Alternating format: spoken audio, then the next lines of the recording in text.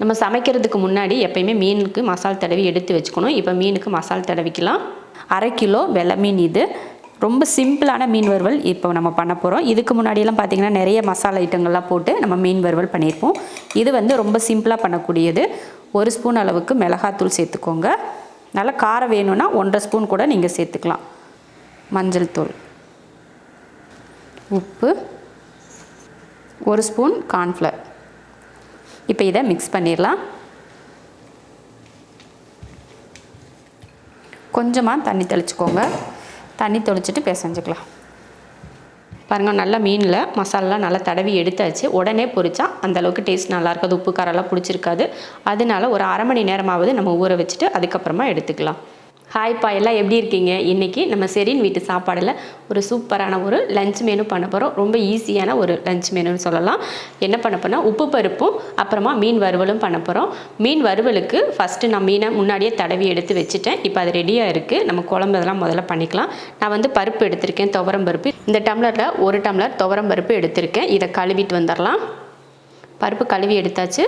கொஞ்சம் மஞ்சள் தூள், தக்காளி சேர்த்துக்கலாம். ஒரு 3 தக்காளி சேர்த்துக்கிட்டேன். இப்போ இதில் தண்ணி ஊற்றிடலாம். ஒரு 2-3 பூண்டு பல் சேர்த்துக்கலாம். பருப்பு முங்குற அளவுக்கு தண்ணி ஊற்றிட்டு இப்போ குக்கர் மூடி போட்டு வேக வச்சிடலாம்.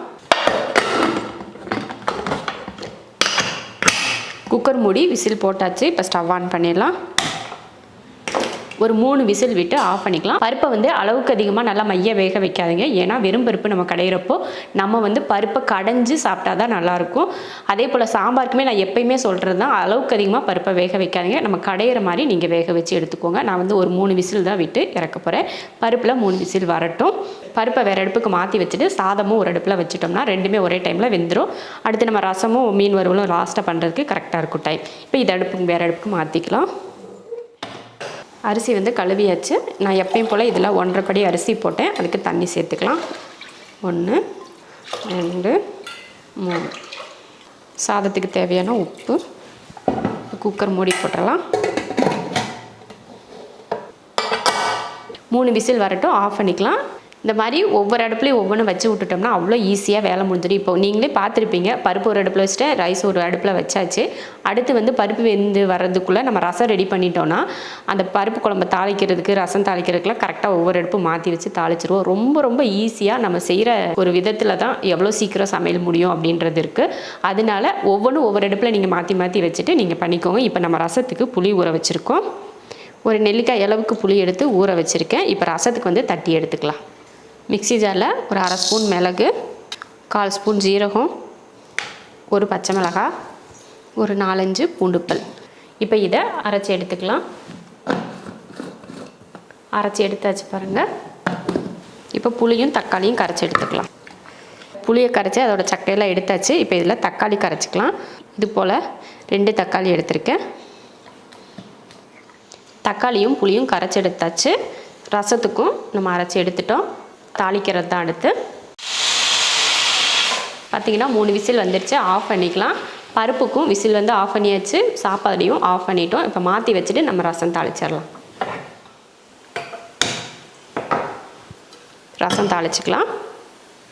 ரசம் தாளிக்கிறதுக்கு கொஞ்சம் எண்ணெய் காஞ்சதுமே கடுகு உளுந்து, கடுகு பொரிஞ்சும் ரசத்து கரைச்சோலே அதையும் சேர்த்துக்கலாம். கொஞ்சம் கருவேப்பிலை, மஞ்சள்தூள், கொஞ்சம் பெருங்காயத்தூள்.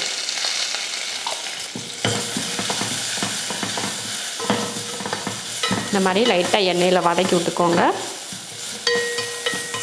வதக்கி விட்டதுக்கப்புறமா புளியும் தக்காளியும் கரைச்சோலே அதையும் சேர்த்துடலாம். கொஞ்சம் மல்லித்தலை, தேவையான உப்பு போட்டு புளிப்பு எந்த அளவுக்கு இருக்குதுன்னு பார்த்துட்டு கொஞ்சம் தண்ணி சேர்த்துக்கலாம். கொஞ்சமாக தண்ணி. ரசத்துக்கு தேவையான தண்ணி உப்பெல்லாம் சேர்த்தாச்சு. ரசம் வந்து பொங்கி வரட்டும், இறக்கிக்கலாம். ரசமும் லைட்டாக கொதி வந்துருச்சு. அடுப்பை ஆஃப் பண்ணியாச்சு. ரசமும் ரெடி ஆயிடுச்சு.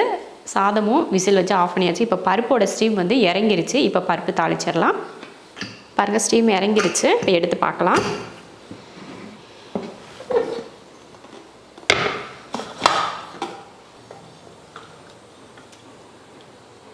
பாருங்கள் இந்த அளவுக்கு தான் பருப்பு வந்திருக்கு. 3 விசில் தான் விட்டேன். பாருங்கள் எப்படி சூப்பராக வெந்திருக்குன்னு சொல்லிட்டு 2 விசில் விட்டுருந்தாலுமே சரியாக தான் இருந்திருக்கும். இப்போ இதுக்கு தாளித்து ஊற்றிக்கலாம். தாளிக்கிறதுக்கு ஒரு பேன் வச்சுருக்கேன். வச்சுட்டு எண்ணெய் ஊற்றிடலாம். எண்ணெய் காஞ்சதுமே ஜீரகம் ஒரு 1/4 டீஸ்பூன் அளவுக்கு சேர்த்துக்கோங்க. இதுலேயே மல்லியும் ஒரு 1/4 ஸ்பூன் அளவுக்கு சேர்த்துக்கோங்க. இந்த மாதிரி கையில் இப்படி நசுக்கி சேர்த்துக்கோங்க. கருவேப்பிலை, ஒரு 100 கிராம் அளவுக்கு சின்ன வெங்காயம், பச்சை மிளகாய் ஒரு 6-7 பச்சை மிளகாய் சேர்த்துக்கோங்க. மிளகாய் வந்து உங்கள் காரத்தை பொறுத்து நீங்கள் சேர்த்துக்கலாம். கொஞ்சம் பெருங்காயத்தூள் சேர்த்துட்டு இதை நல்லா வதக்கிக்கலாம். நல்லா கலர் மாதிரி வதங்கி வரட்டும். வெங்காயம் போட்டு நல்லா வதக்கி எடுத்துக்கலாம். நம்ம இதில் பார்த்தீங்கன்னா கடுகு உளுந்தெல்லாம் சேர்த்துக்கல, வெறும் ஜீரகமும் வர மல்லி விதையும் தான் சேர்த்துருக்கோம். அது மட்டும் இது சேர்த்து நீங்கள் பருப்பு கடையலாம். நான் இதுக்கு முன்னாடி வீடியோலாம் பச்சைப்பயிறு எப்படி கடையிறது அப்படிங்கிற வீடியோவில் போட்டிருக்கேன். இந்த மாதிரி மெத்தடில் துவரம் பருப்புலையும் இந்த மாதிரி நம்ம கடைஞ்சாலும் ருசியாக இருக்கும் அப்படின்றதுக்காக தான் இன்றைக்கி உங்களுக்கு செஞ்சு காட்டிகிட்ருக்கேன். நல்லா வதக்கி எடுத்துக்கோங்க. வதக்கி எடுத்துட்டு அப்புறமா தான் நம்ம கடையிறதுக்கு போடணும். இந்த அளவுக்கு வதக்கியாச்சு. இப்போ அடுப்பை ஆஃப் பண்ணிக்கலாம். ஆஃப் பண்ணிவிட்டு பருப்பில் பார்த்திங்கன்னா அதிகமாக தண்ணி இருக்கு இல்லையா, அந்த தண்ணியை கொஞ்சம் வடித்து வச்சுக்கலாம். அப்போ தான் கடையிறதுக்கு நமக்கு வந்து ஈஸியாக இருக்கும். பருப்பில் நம்ம வதக்கின வெங்காயத்தை சேர்த்துருவோம். தேவையான உப்பு, கொஞ்சம் மல்லித்தலை. இப்போ கடைஞ்சிடலாம்.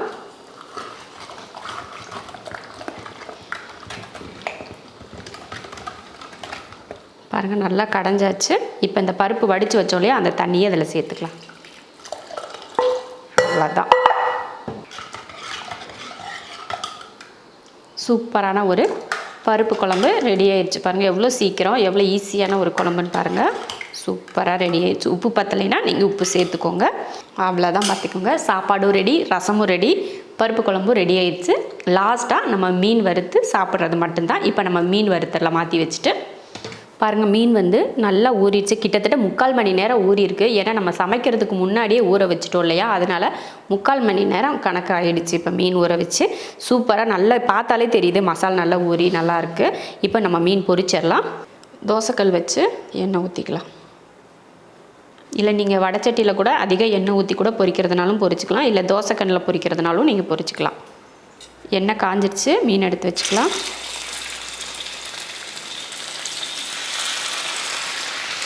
போட்டதுமே திருப்பி போட வேணாம். கொஞ்சம் நேரம் விட்டுட்டு அதுக்கப்புறமா திருப்பி போடுங்க. போட்டதுமே என்ன ஆகுனா அடியில் வந்து ஒட்டிகிட்டு இருக்கும். அதனால் திருப்பாதீங்க, கொஞ்சம் விட்டு திருப்புங்க.